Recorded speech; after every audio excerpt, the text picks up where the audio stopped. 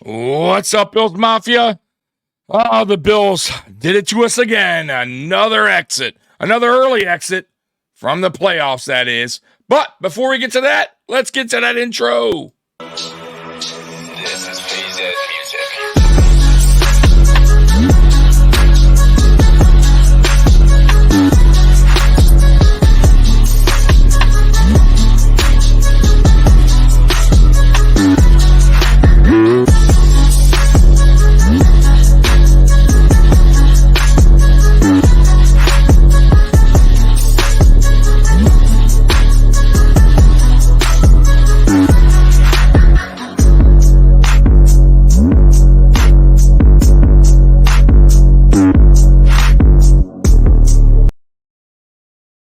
Welcome to the Mafia Sports Report. I am Tommy. Please like, subscribe, hit that notification bell because I always forget to tell you. Well, Bills Mafia, here we are again. Not something that is a thing that we want to be. You know, a team that chokes in the playoffs year after year. But these are just facts. These are facts, guys. I know you don't want to hear it, but... Question. You want answers? I think I'm entitled. You want answers? I want the truth! You can't handle the truth! And I'm going to give it to you. It's real simple. Sean McDermott needs to go. Sean McDermott is not the answer in Buffalo. I'm sorry. Take your blinders off, Bills Mafia. The ones that are still believing in Sean McDermott, are still giving excuses on why the Buffalo Bills keep failing in the playoffs year after year after year. You got to take those blinders off. You have to. And then unfortunately, ownership are the ones with the blinders on and will remain with the blinders on. I don't see a coaching change happening anytime soon. And when I mean anytime soon, I mean Sean McDermott is going to lead the Buffalo Bills out of that tunnel of the brand new stadium in 2026, regardless of what happens up until then. That's how I see it. That's the reality of what's happening right now in front of our eyes. I told you guys I was willing to eat crow if Sean McDermott could have proved me wrong. And yet again, he proves me to be right. Fails in the biggest moment against, better coach and Andy Reid. Really better coaches in general.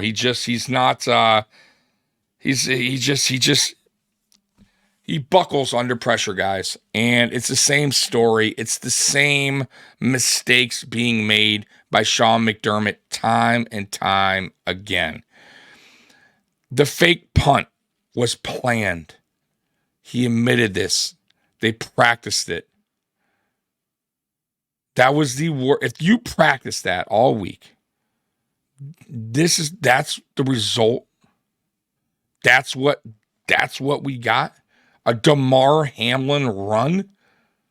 We couldn't even get the first down with 10 defenders on the field. That's how terrible that play was. And should have never even been a play. And this goes back to me talking about why we needed to get a punter to fill in for Sam Martin. And why I felt like Matt Araiza, a guy that could flip the field in an important game like this, was probably the answer. Not Matt freaking Hack or Hawk, whatever you guys want to call him. And all y'all, or at least some of y'all, were so concerned that Araiza didn't have any playing time in the playoffs or much NFL. Guys, he's been a punter his whole life pretty much. What good did Sam Martin do for us in that game but punt 35-yard punts?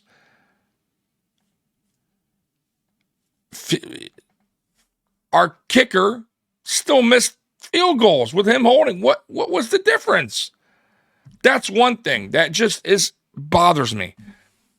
Right? Going for it because you don't trust your kicker because you know he's kind of banged up.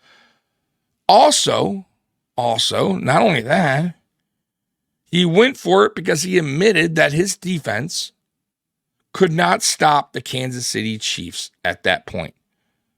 And he knew by punting them the ball that the Chiefs would go down and score again. So my question, Sean McDermott, is if you felt that way so strongly, why wouldn't you have gone for it on 4th down at the end of the game? Because even if you make the field goal, you're giving the Chiefs back the ball with almost 2 minutes left in the game. They scored a field goal on us a few years back in 13 seconds. What makes you think that you're going to stop them with almost 2 minutes on the clock from scoring? And they probably would have scored a touchdown. Not only that, they would have won the game, right? You know they weren't going to go for a field goal and tie the game. They were going to probably march right down and score a touchdown. So we would have been disappointed regardless if Tyler Bass made that field goal. I promise you.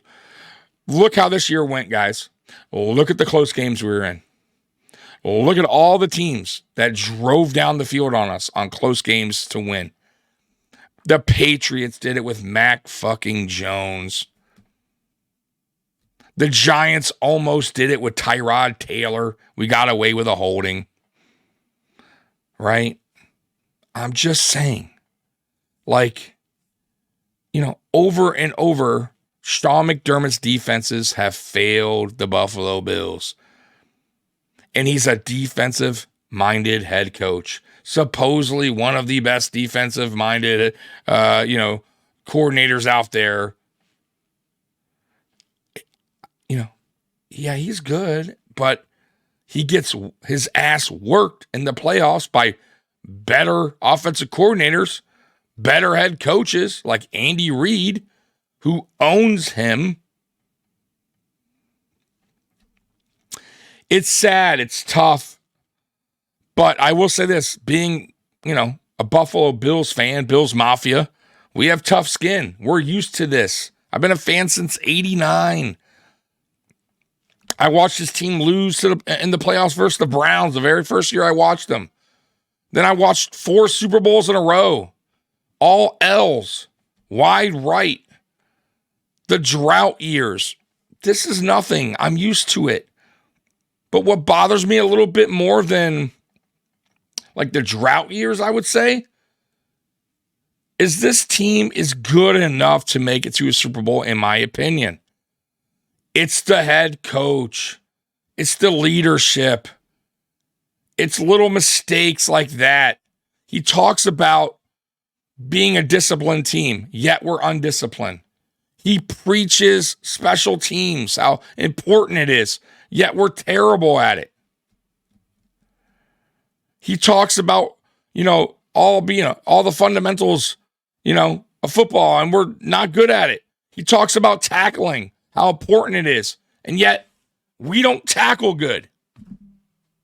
So everything that he preaches, we are poor at. Explain that. He's been our coach for 7 years. We're going on 8, guys. When is enough enough? I ask you this. I ask the people that are still on board with McDermott. Josh Allen, I believe, is 29 or will be 29 soon, approaching 30 years old. Let's see how old Josh Allen is. Just curious. 27, so he'll be 28. He'll be actually 28 this year. He's going into his 7th season. He's only going to be in his prime for so long. You're wasting away your quarterback. By the way, a quarterback that doesn't come around often right? There's only there's only so much. Patrick Mahomes, right? The Chiefs are, when Patrick Mahomes retires, whatever, do you know how hard it is for the Chiefs to replace a Patrick Mahomes? Do you know how difficult it's going to be for the Buffalo Bills to replace a Josh Allen and what he does? I'm just saying, I'm talking about the prime time elite quarterbacks. He's just wasting away on this team. And I've seen it way too many times, my friends. Eric Moulds, my favorite Buffalo Bills player of all time, right? He's right there, right? Number 80. Stayed with the Buffalo Bills for 10 seasons, man. Almost 10,000 yards with the Bills receiving. If he was anywhere else, he may have been a Hall of Fame player. He may have been a Super Bowl, champion. His numbers certainly would have been better, guys. He played with 5 different head coaches. No, I'm sorry. I'll take that back. Was it 5? Marv Levy. 3 head coaches, 6 starting quarterbacks, 2 GMs, 6 offensive coordinators, I believe, or 5. That's wild to me. And you go down the list of the quarterbacks, he had 1 quarterback 1 year that was, I would say maybe 2.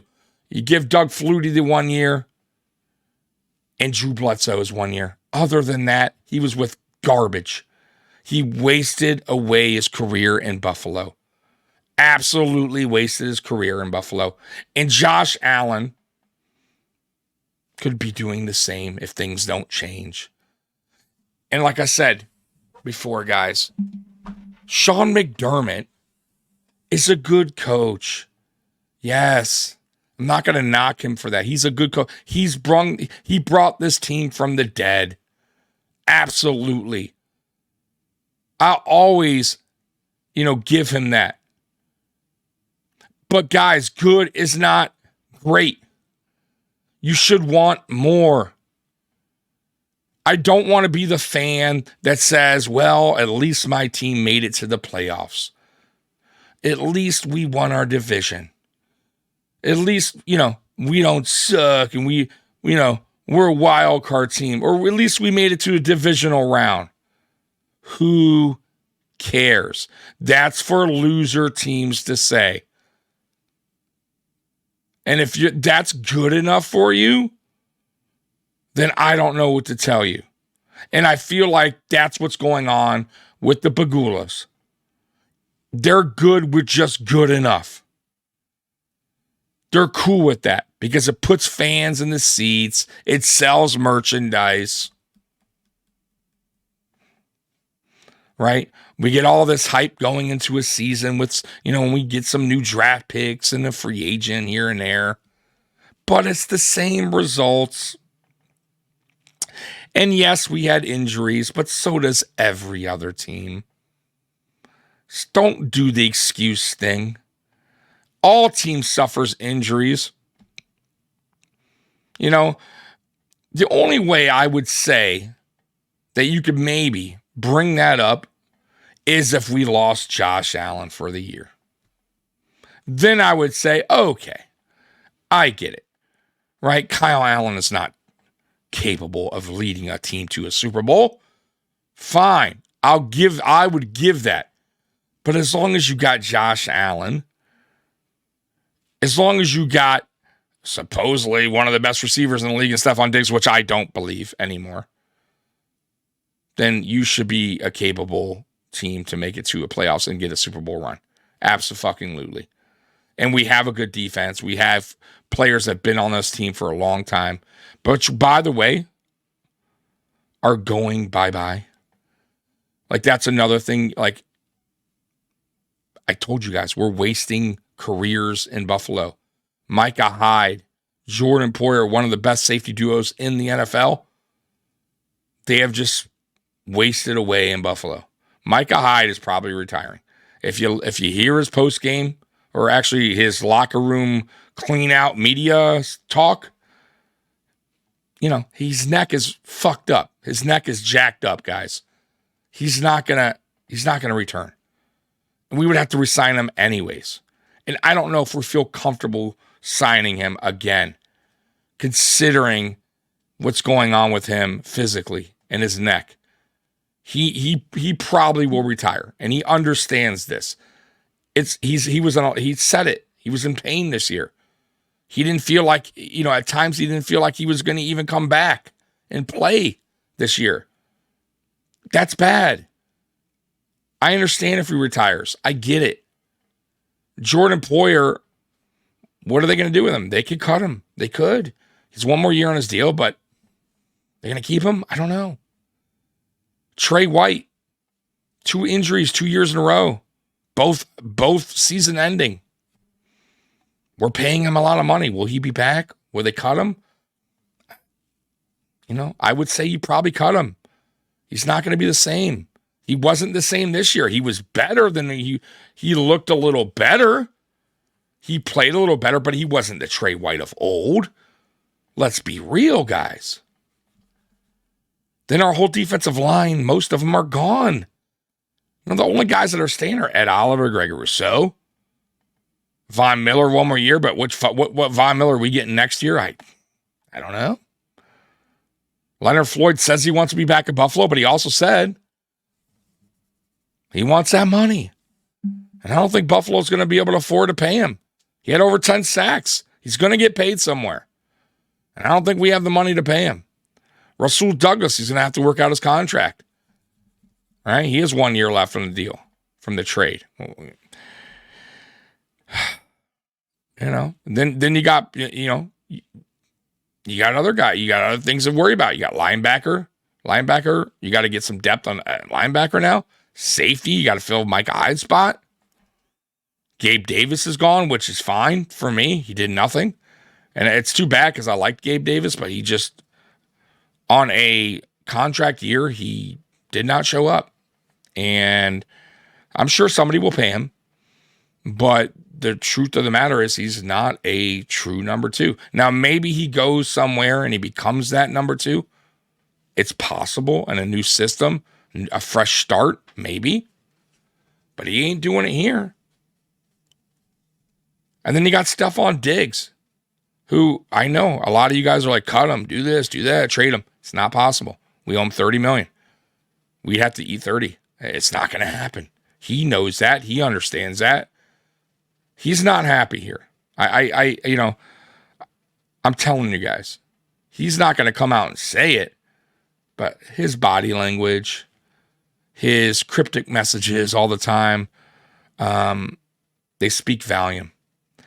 He didn't, by the way, did not talk to reporters after the game, did not talk to reporters today.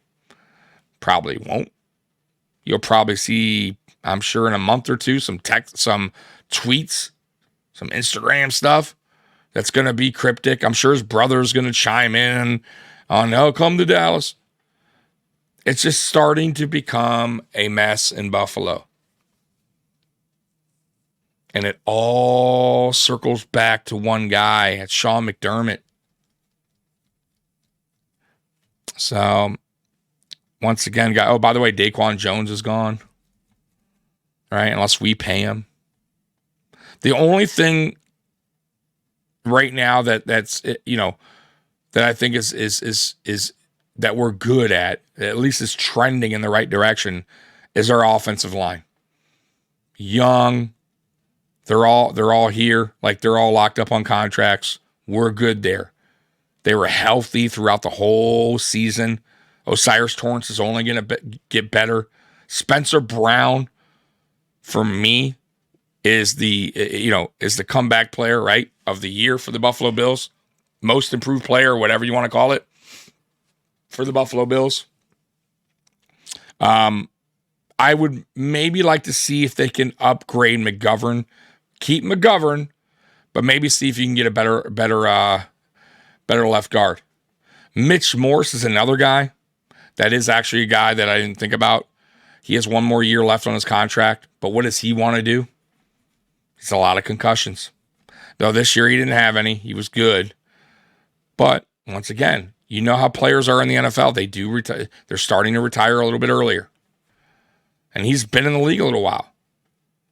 And if that's the case, then we're going to need to draft a center. Okay? But I still feel like we're fine, though. Or you could put Bates at center. That's another option. So, we got a young tight end in Dalton Kincaid. By the way, Dawson Knox, $14 million a season. I love Dawson Knox as a human. As a human being, I think he's a good person. But, what he's providing us on the field is not worth the contract. He's underperforming. And I don't know if he'll ever perform to his contract. It's just not that type of player. It'll be curious what they do with Dawson Knox as well. I think that was a bad contract signing by Brandon Beane. It's looking that way at least. So our offense, we're going to need to add a true number 2 receiver. Does Brandon Beane draft early this year as far as receiver? Does he draft a receiver early? Or does he wait around again and get one in the 4th, 5th, 6th round? Does he go out and spend the money on a Mike Evans instead, which would be fine? But then you got to clear up some cap. You got to make some cuts. You got to do some restructuring of contracts, which is all possible. Trust me, guys, the cap can be manipulated all the time. Don't always go by the numbers. But either way, the real problem, like I said, man, we can do everything right this offseason. We can get excited for the players we're going to add in free agency and in the draft. But if we go into the season with McDermott as head coach, which we will, expect us to be here again talking about why we failed in the playoffs. And I don't want to be the Debbie Downer guy. I don't like playing that role. But I also live in real life. This is reality. I'm not a rah-rah channel kind of guy. I try to be positive. I do. You guys know me. When a season starts, hey, here's what I like, blah, blah, blah. I give you the positive as well.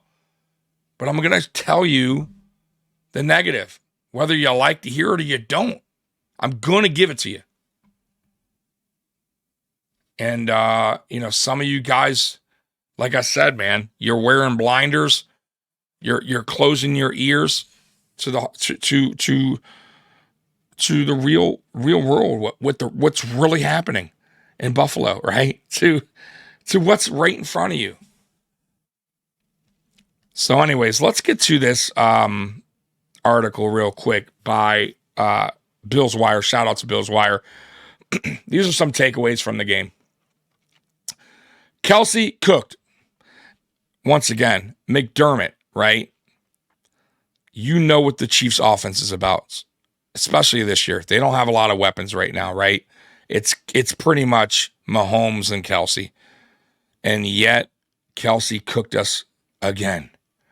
The Chiefs have been starved for playmakers all of 2023.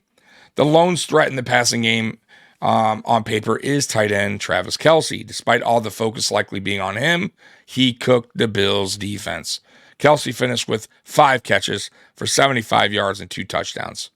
His efforts also open up things on the ground for KC as rusher Isaiah Pacheco had 97 yards, averaged 6.5 per carry. The often stout Buffalo Bills defensive line wasn't there. Sean McDermott's unit was beaten down by injuries as well. I get that. Once again, I told you guys, I understand. They attacked our linebackers, right? AJ Klein was not the guy. He's a Sean McDermott veteran guy that he picks up every fucking year in the offseason. Typical Sean McDermott. Instead of going out and getting a younger linebacker in free agency, a better depth option, they rolled with Dotson early on. By the way, Dotson they thought would be the middle linebacker in the offseason. And then they realized in camp that he was not very good. And luckily for us, Terrell Bernard stepped up and winded up being a hell of a middle linebacker for us. And I think he's only going to get better. So thank God for Terrell Bernard, because we would have been doomed if Dotson was the guy this year to start out. And Bernard wasn't the guy. Like, let's say Bernard didn't turn out to be what he was. We'd be in a shit. We may have not made the playoffs because teams would have definitely exposed us early on. But yeah, once again, guys, you know what the Chiefs were going to do. We could not stop them. Kelsey wide open in the end zone, unacceptable. It just seemed like McDermott, this defense was not ready to play. He didn't have he didn't adjust at all during the course of a game. KC was picking up chunk yards after chunk yards. I mean, look at the last drive. We still had a chance to get the offense, the ball back. We know they're going to run the ball. But what? We don't stack the box. You don't bring safety help. Why? What are you doing? Even the announcers, even Romo mentioned it. You got to stack the box. You know they're going to run. Look at the Kansas City Chiefs, what they did late in the game. They stacked the box. We were running the ball really good, right? In the first half. And late in that third quarter, they started stacking the box and taking that run away. Absolutely just stuffing the run. They took it right away. That's when Joe Brady needed to adjust on his end. And Joe Brady didn't. He did a little late in the fourth quarter, which was the reason why we were in field goal position. But it took him a while to understand what KC was doing on defense, to adjust to that. We kept trying to force the run. But he didn't realize KC, I guess he didn't realize they were stacking the box. But yeah, I just feel like, man, in these big time situations, our coaching staff just folds under pressure every time. And like I said, man, you know what KC was going to do, and they did it. They did exactly what they were going to do, man. What we knew they were going to do, they did, and they did it well. Bills ground and pound. The Bills had a balanced attack, which worked for a time. Quarterback Josh Allen led the Bills with 72 rushing yards and 2 scores on the ground. Running back James Cook had 61 yards, but only averaged 3.4 yards per carry. All in all, Buffalo held the game in their hand, as this helped them carry the time of possession 37-22. But there was just something not there. Among what we missed, any adjustments, the Chiefs started to shut down the run. The Bills did not adjust. What did I just say? I haven't even read. First time reading that article right now with you guys. They didn't adjust. They adjusted super late. And by then, the Chiefs had the lead. Yeah, I like James Cook, but I really feel like he's not a 3-down back. He's very limited in what he does. A lot of key drops this year for James Cook. He had one this game. Thank God Josh Allen wound up getting that touchdown, but James Cook had a pass right in his chest, and he dropped it. Easy touchdown, walk-in touchdown. Unacceptable. He's done it multiple times this year. You know? It's crazy, guys. It really is crazy. Diggs goes missing yet again. The Bills needed a big play. That's where your best players are supposed to shine. Number 1 receiver Stephon Diggs did not do his part. Diggs had a drop and only 3 catches the entire game. 21 yards. Look at that compared to Kelsey. But in Diggs' defense, the entire Buffalo offense did not pull their weight. Plays down the field on more than 20 yards. The Chiefs had 8. The Bills had none. The explosive plays were not there for the home team. Khalil Shakir had the lone receiving touchdown for the Bills. Allen rushed into 2 others. Shakir's play was nice, at least. Yeah. I mean, what's Diggs' excuse? I mean, my God, that was a beautiful pass. It was like 80 yards. Right in his fucking chest. It could not have hit him better. I mean, really in his arms, right? It was right. I mean, it Right through. You are supposed to be one of the best receivers in the league. You talk the talk. You actually walk the walk during the regular season. You're a good receiver. But we've been in the playoffs many times now, and you've not shown up. You've not shown up. If you're going to be a top dog receiver that you claim to be, which I believe you can be, you need to step up when it counts the most. And it's not just Diggs, right? That article's right. What about Dawson Knox, our $14 million tight end? He doesn't show up either. All the guys except for Allen in that game, you know, the guys that we've paid handsomely were no-shows. Diggs, no-show. Knox, no-show. Von Miller, no-show. Leonard Floyd, no-show. I'm not going to count Leonard Floyd because he's not that high paid. So let's scratch Leonard Floyd. Ed Oliver, no-show.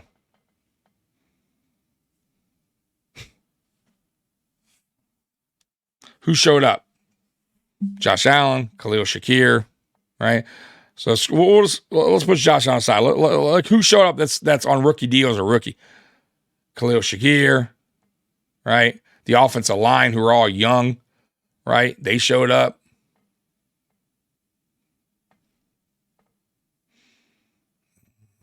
That's about it. What about our kicker who we just paid? What about our punter who we just paid? By the way, not cheap. We paid him pretty good money. I think our kicker's top 5 in money. He was awful. Awful playoffs. What's his excuse?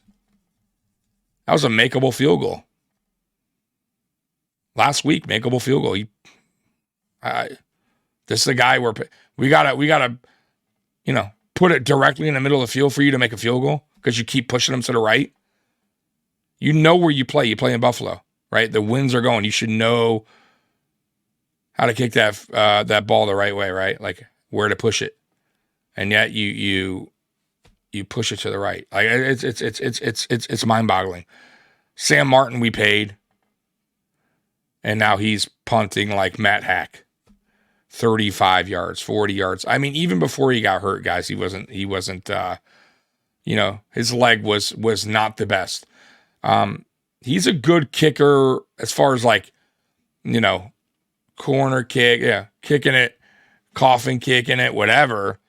But as far as deep, big leg ability, it's not there.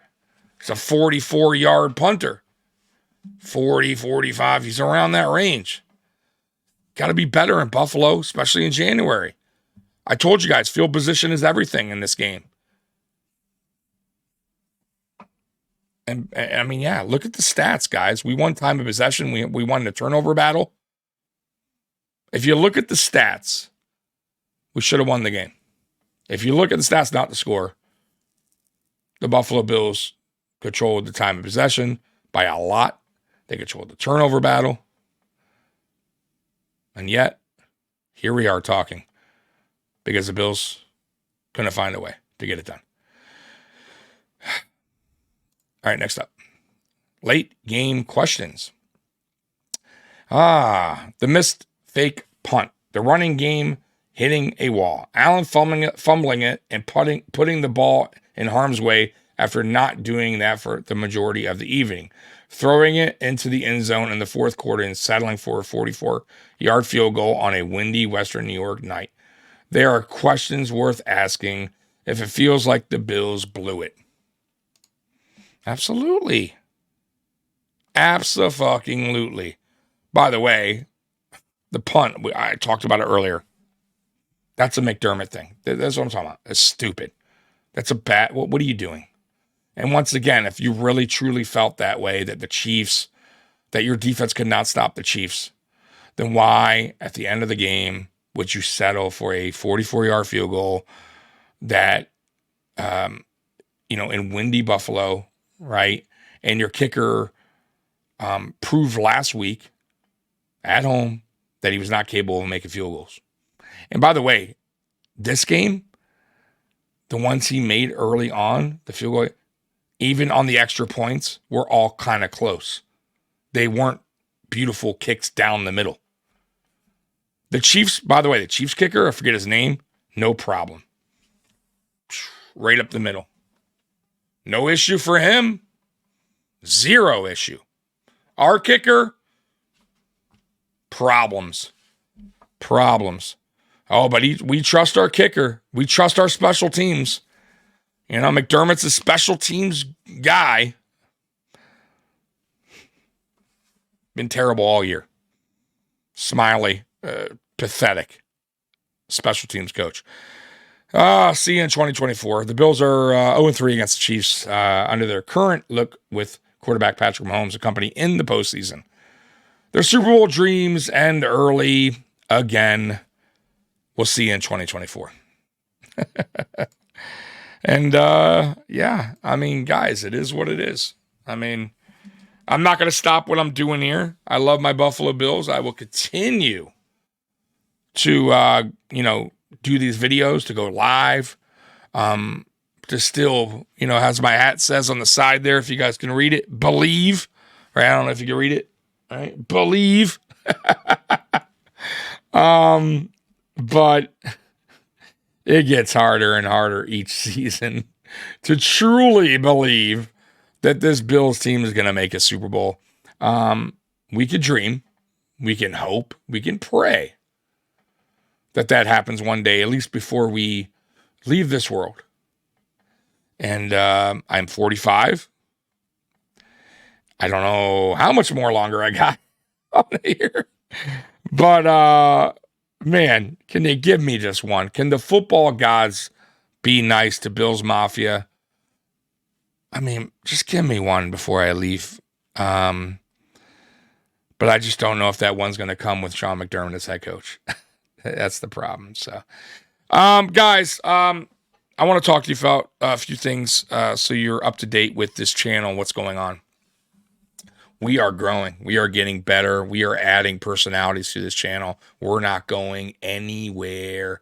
But we are taking a break from our live Monday shows till preseason kicks back off. Our Friday show, we will be going live this Friday at 8:30 to do a season recap. And then we will be taking a 2-week break. We'll be probably back to do a special Super Bowl show. And then we'll be taking another 2-week break from our Friday show. Then we'll be back again.